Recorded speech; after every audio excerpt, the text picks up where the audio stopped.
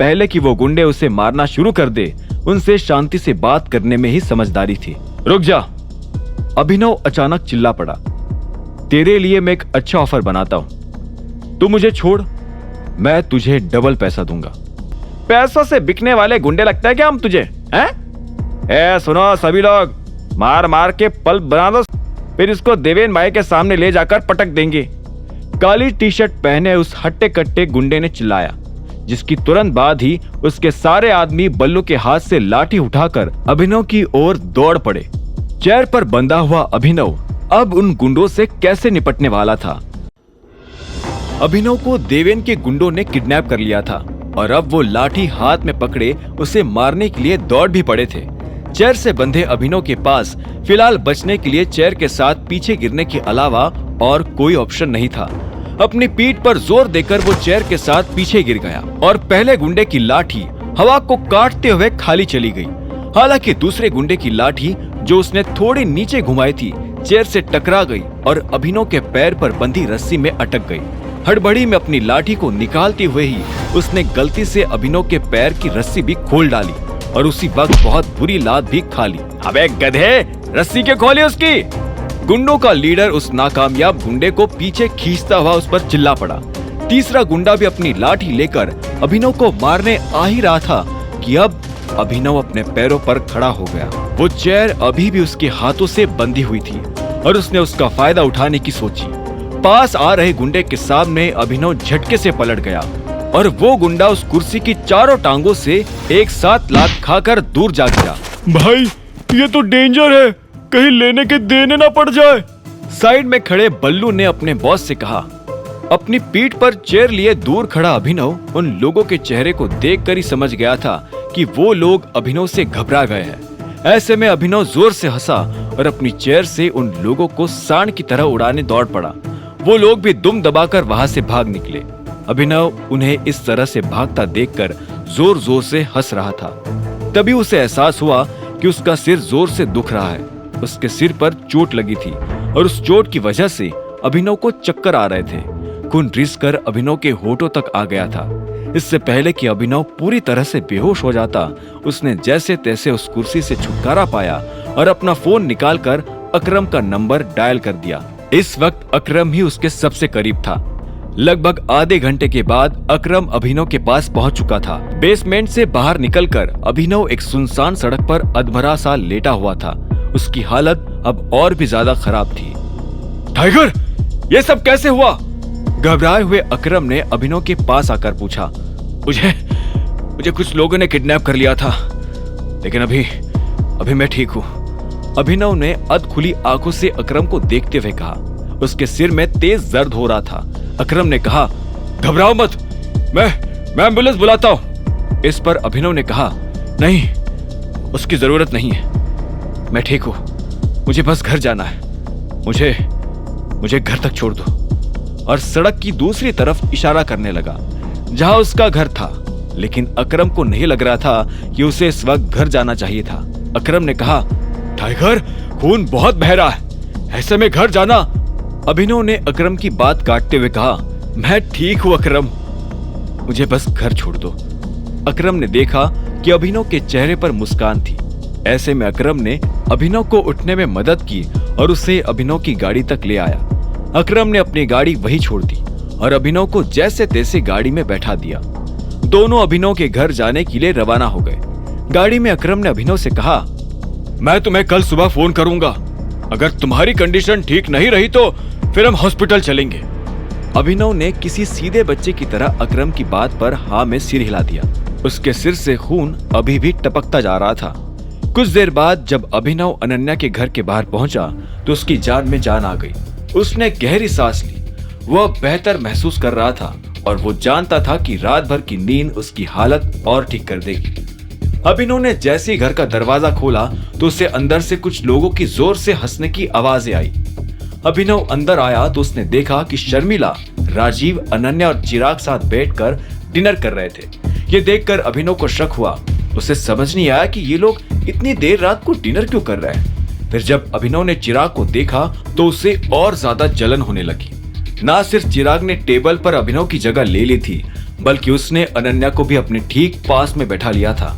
इससे पहले कि अभिनव आगे बढ़ता, चिराग ने हंसते हुए कहा, मुझे तो यहाँ आना बहुत पसंद है आंटी, और आप लोग चाहे तो मैं तो यहाँ हर रोज आ सकता हूँ, लेकिन यह आपकी बेटी का जो पति है ना, उसे देखकर मेरा मूड खराब हो जाता है। इस पर शर्मिला ने जवाब दिया, चिंता मत करो, इन दोनों का जल्दी डाइवोर्स होने वाला है। शर्मिला के मुंह से ये बात सुनकर अनन्या भी मुस्कुराने की कोशिश कर रही थी। चिराग ने कहा, अरे वाह, ये तो बहुत अच्छी बात है, और अनन्या की तरफ देखकर मुस्कुराते हुए आंख मारने लगा। वो जिस तरह से अनन्या को देख रहा था, अनन्या उससे परेशान हो रही थी। अनन्या ने अपनी नजर नीचे कर ली थी, फिर भी चिराग उसे देखे जा रहा था। तभी चिराग ने शर्मिला को देखकर पूछा, क्या मैं कल अनन्या को अपने साथ बाहर ले जा सकता हूँ? शर्मिला के चेहरे पर खुशी छा गई। उसने उछलते हुए कहा, हाँ, क्या बात कही है तुमने, बिल्कुल ले जा सकते हो। हेलो। तभी अभिनव, जो कि अभी तक अपनी जगह पर खड़ा ये सारी बातें सुन रहा था, वो आगे आया और उन लोगों के सामने आकर खड़ा हो गया। अभिनव की आवाज सुनते ही सब लोग उसे देखने लगे। शर्मिला का मुंह उतर गया और उसने चिढ़ते हुए कहा, ये लो, नाम लिया और शैतान हाजिर। शर्मिला की इस टिप्पणी पर राजीव ने उसे घूरते हुए देखा। शर्मिला चुप हो गई तो राजीव ने अभिनव से पूछा, अभिनव, तुम्हें आने में इतनी देर कैसे हो गई? इस पर अनन्या बोली, ये कल भी इसी टाइम पर आया था, पता नहीं इतनी रात तक बाहर क्या करता है। तभी अनन्या ने नोटिस किया कि अभिनव के सिर से खून बह रहा था। खून से उसका चेहरा और उसके कपड़े दोनों खराब हो गए थे। अभिनव ने राजीव के सवाल का जवाब देते हुए कहा, मुझे कुछ काम था, और वो चिराग को गुस्से में देखने लगा। जब अभिनव से रहा नहीं गया तो उसने चिराग से कहा, क्या बात है, तुम आज फिर यही हो? चिराग ने जवाब दिया, हेलो अभिनव, तुमसे मिलकर अच्छा लगा। इसके बाद चिराग अपनी जगह से उठा और शर्मिला से बोला, मैं अब चलता हूँ, रात काफी हो गई है। बिल्कुल, मैंने तुम्हें इनवाइट किया और तुम आए, इसके लिए थैंक यू सो मच। मैं जल्दी फिर से तुम्हें इनवाइट करूंगी। हमने जो प्लान बनाया है उसे भूलना मत, इससे अपना ही घर समझना। शर्मिला के मुंह से ये बात सुनकर अभिनव का दिमाग खराब हो गया। चिराग अपने मन से यहाँ नहीं आया था, बल्कि उसे बुलाया गया था। शर्मिला अपनी ही बेटी का घर बर्बाद करने पर तुली हुई थी। बिल्कुल आंटी, आप तो मेरी माँ जैसी है, आप जब बुलाएंगी मैं तब चला आऊंगा। चिराग ने यह मुस्कुराते हुए कहा और अभिनव को देखने लगा। अभिनव को उसके शब्दों के पीछे का मतलब समझ में आ रहा था। उसका मन तो कर रहा था कि वो चिराग का सिर फोड़ दे, लेकिन उससे पहले ही चिराग वहां से निकल गया। अनन्या और शर्मिला भी उसे छोड़ने के लिए उसके पीछे पीछे चल पड़े। शर्मिला ने दरवाजे पर खड़े होकर चिराग से कहा, तुम्हें पता है अगले हफ्ते अनन्या का बर्थडे है। ये सुनते ही अनन्या शर्मिला को घूरकर देखने लगी। उसके लिए यह सब बहुत ज्यादा एम्बैरेसिंग होते जा रहा था। तभी चिराग ने मुस्कुराते हुए कहा, वैसे तो मुझे पता था, पर फिर से याद दिलाने के लिए थैंक यू। ये सुनकर शर्मिला खुशी से चीख पड़ी और अनन्या को देखते हुए बोली, अरे इसे तो पहले से पता था, इसे कहते हैं असली जेंटलमैन। अभिनव, जो कि पीछे खड़ा होकर ये सब सुन रहा था, उसने हताशा में अपना सिर हिला दिया। पति के सिर से खून बह रहा था और पत्नी और सास को जन्मदिन मनाने की पड़ी थी। अभिनव अगर और थोड़ी देर उनकी बातें सुनता तो उसे फिर से चक्कर आने लगते। उसे नींद की जरूरत थी और ऐसे में वो सीधा अपने कमरे की तरफ बढ़ने लगा। सोने से पहले जैसे तैसे अभिनव ने शॉवर लिया ताकि उसका घाव साफ हो जाए। वो बिस्तर पर आया और सोने की कोशिश करने लगा। वो नहीं चाहता था कि अनन्या आए और उससे इस घाव के बारे में तीखे सवाल करे, लेकिन अभिनव के सिर से खून बहना अभी भी बंद नहीं हुआ था। इसी बीच अनन्या भी अपने कमरे में आ चुकी थी और बिस्तर पर लेट चुकी थी। वो देख रही थी कि अभिनव के सिर से अभी भी खून बह रहा था। उसका मन तो बहुत था कि वो अभिनव से इसके पीछे का कारण पूछे, लेकिन ये वक्त ठीक नहीं था। ऐसे में अनन्या अपनी जगह से उठी और फर्स्ट एड बॉक्स ले आई और उसने अभिनव के सिर पर चुपचाप एक बैंडेज लगा दिया। अभिनव को पता भी नहीं चला कि कब उसके सिर से खून बहना बंद हो गया था।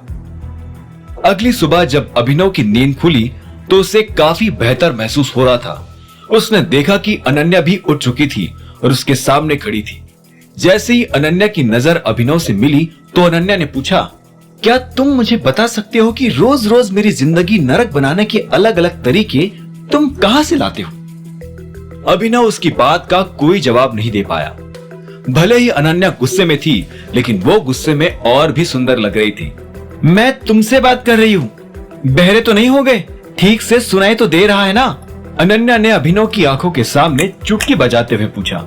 उसकी चीड़ और ज्यादा बढ़ गई थी। अभिनव ये देखकर मुस्कुराया और बोला, मैं तुम्हारी जिंदगी नरक ना बनाना चाहता था और ना ही बनाना चाहता हूं। हाँ, मैं ये जरूर कह सकता हूं कि मेरी किस्मत थोड़ी खराब है, लेकिन चिंता मत करो, मैं आज के बाद तुम्हें परेशान नहीं करूंगा। तुम और मुझे परेशान नहीं करोगे? मैं फन फैलाए सांप पर भरोसा कर सकती हूँ, पर तुम पर नहीं। अभिनव को अनन्या की बात सही लगी, लेकिन ऐसा नहीं था कि वो ये सब कुछ जानबूझकर कर रहा था। अभिनव ये भी जानता था कि इस बहस को आगे बढ़ाने का कोई फायदा नहीं था। ऐसे में उसने अनन्या से कहा, गुड मॉर्निंग, और वो बिस्तर से खड़ा होकर सीधा बाथरूम में चला गया। जैसे उसने शीशे में अपना चेहरा देखा तो पाया कि उसके सिर पर एक बैंडेज लगी हुई थी। अभिनव हैरान हो गया और सोचने लगा कि ये बैंडेज उसके सिर पर आई कहां से। तभी उसके दिमाग में अनन्या का ख्याल आया। अनन्या के बारे में सोचते ही अभिनव के चेहरे पर मुस्कान आ गई। भले ही अनन्या जुबान की कड़वी थी, लेकिन उसका दिल सोने का था। जब अभिनव दोबारा बाहर आया तो उसने पाया कि अनन्या जा चुकी थी। वो खुद भी जल्दी से तैयार हुआ ताकि अनन्या के निकलने से पहले उससे मिल सके। जब वो नीचे आया तो उसने देखा कि सब लोग नाश्ता कर रहे थे। अभिनव भी उनके पास आकर बैठ गया। तभी हरदेव ने कहा, अनन्या, तुम मंडे को एलेक्स कॉर्पोरेशन आ जाना, वहां हम एक छोटा सा सेलिब्रेशन करने वाले हैं। ये खबर सब लोगों के लिए चौंका देने वाली थी। शर्मिला ने घबराते हुए हरदेव से पूछा, आपको प्रोटॉन से कॉन्ट्रैक्ट मिल गया क्या?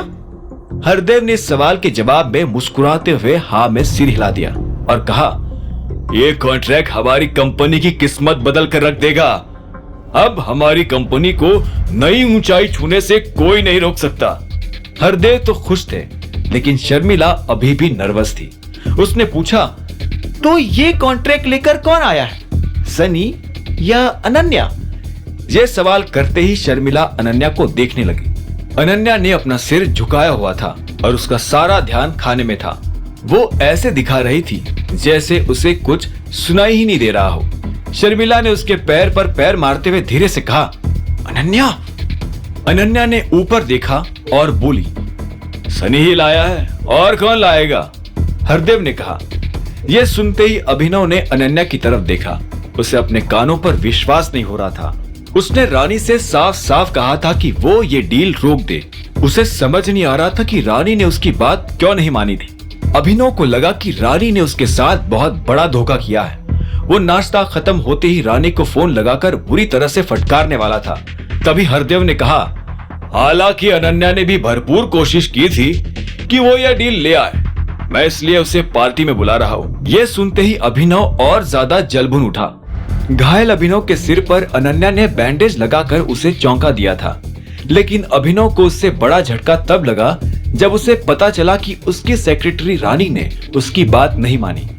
डाइनिंग टेबल पर बैठा अभिनव ये देख पा रहा था कि अनन्या का मन कितना खट्टा हो गया था। उसे इतना बुरा लग रहा था कि वो किसी से नजरें भी मिला नहीं पा रही थी। अनन्या जानती थी कि उसे हरदेव सिंह की कुर्सी पर बैठने की अपनी दावेदारी पेश करने का दूसरा मौका इस जिंदगी में तो नहीं मिलने वाला था। ठीक इसी वक्त हरदेव पाल सिंह का फोन बजा और उसने टेबल पर पसरे सन्नाटे को चीर कर रख दिया। हाँ सनी बोलो, हरदेव ने फोन उठाकर खुशी खुशी कहा, लेकिन उधर से सनी ने जो जवाब दिया उसे सुनकर हरदेव की आंखों की पुतलियां छोटी हो गई। उनके चेहरे से खुशी मानो गायब ही हो गई। उन्होंने कहा, क्या हमने कॉन्ट्रैक्ट खो दिया? मतलब ऐसे कैसे हो सकता है? हमने कल ही तो डील साइन की थी, फिर आज वो कैंसिल कैसे हो सकती है? जैसे ही टेबल पर बैठे बाकी लोगों ने ये बात सुनी तो सभी की हैरान नजरें हरदेव की तरफ घूम गई। हरदेव ने सनी से आगे कहा, लेकिन ऐसा कैसे हो सकता है और तुम ऐसा होने कैसे दे सकते हो? मुझे तो लगा था कि तुम सब संभाल लोगे। तुमने ऐसा क्या किया जिसकी वजह से उन्हें दोबारा विचार करना पड़ रहा है? हरदेव की आवाज गुस्से में तेज हो गई थी। उनका चेहरा लाल हो गया था। जब उधर से सनी कोई सही जवाब नहीं दे पाया तो हरदेव ने गुस्से में फोन काटकर टेबल पर पटक दिया। राजीव ने हरदेव से पूछा, पापा क्या हुआ? हमारा कॉन्ट्रैक्ट कैंसिल हो गया। यह सुनते ही सब लोगों के होश उड़ गए, सिवाय अभिनव के। वो मन ही मन मुस्कुरा रहा था। इससे पहले कि कोई आगे कुछ कहता, हरदेव ने कहा, टाइगर ने हमारी डील कैंसिल कर दी है, लेकिन मुझे समझ नहीं आ रहा कि उन्होंने ऐसा क्यों किया। उन्होंने जो मांगा था हमने वो सब दिया था। हमें इस डील की कितनी जरूरत थी। और हरदेव इससे आगे कुछ नहीं कह पाए। ये खबर सुनकर उन्हें सबसे ज्यादा धक्का लगा था। राजीव ने हरदेव से कहा, ऐसा तो नहीं कि कॉन्ट्रैक्ट की कोई बात टाइगर को पसंद ना आई हो? तभी अभिनव अनन्या की तरफ झुका और उससे धीरे से बोला, यही मौका है, मार दो चौका। अनन्या ने अभिनव को देखा और बोली, पागलों जैसी बात मत करो। अगर टाइगर ही एलेक्स के साथ डील नहीं करना चाहते हैं तो उसमें मैं क्या, कोई भी कुछ नहीं कर सकता। अनन्या की बात पर अभिनव ने कंधे उचकाते हुए कहा, इसे बता कौन क्या कर सकता है और क्या नहीं। इस बीच हरदेव बोले, मैं कंपनी के ऑफिस जा रहा हूं। अभिनव ने यह सुनकर फिर से अनन्या को देखा। वो चाहता था कि अनन्या इस मामले में कुछ कहे। अनन्या ने गहरी सांस ली और बोली, मैं भी आपके साथ आना चाहती हूँ। ठीक है, जल्दी से नाश्ता खत्म करो, हमें देर हो रही है। हरदेव के मुंह से ये बात सुनकर अभिनव के चेहरे पर एक बड़ी सी मुस्कान आ गई थी। वो मजे से नाश्ता किए जा रहा था।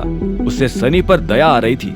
सनी के गाल पर जोरदार तमाचा तो पड़ा था, लेकिन मलाल ये था कि सनी को ये पता भी नहीं था कि वो तमाचा मारा किसने है।